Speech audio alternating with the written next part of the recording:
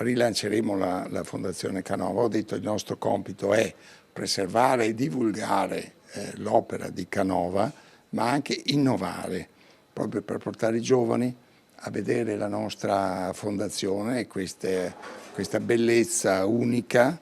Alla guida della Fondazione Canova, l'imprenditore Massimo Zanetti si pone come obiettivo quello di allargare alla platea dei giovani la conoscenza dello scultore di Possagno e della bellezza che le sue opere trasmettono.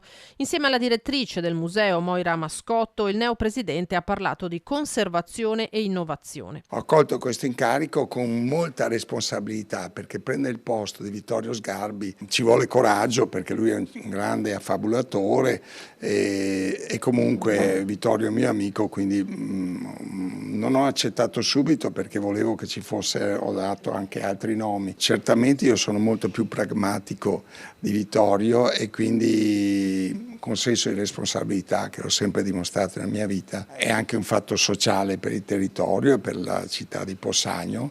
Ho accettato questo compito. Lei adesso dice l'amico Sgarbi, però insomma era stato piuttosto tagliente. Lui è polemico a prescindere perché è la sua professione.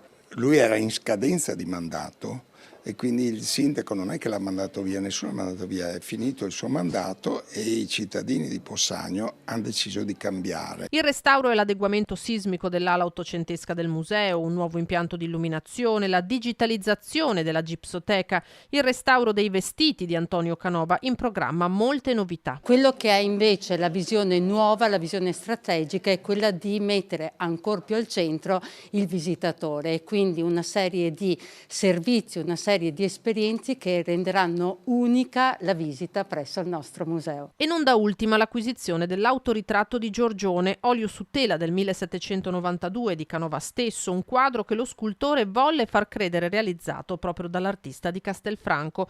Fondazione e direzione del museo hanno deciso di lanciare una raccolta fondi da 350.000 euro che sarà presentata il 3 luglio a Palazzo Giacomelli, sede di Confindustria, per coinvolgere in questa riappropriazione da parte del territorio dell'opera di Canova istituzioni e soggetti pubblici e privati.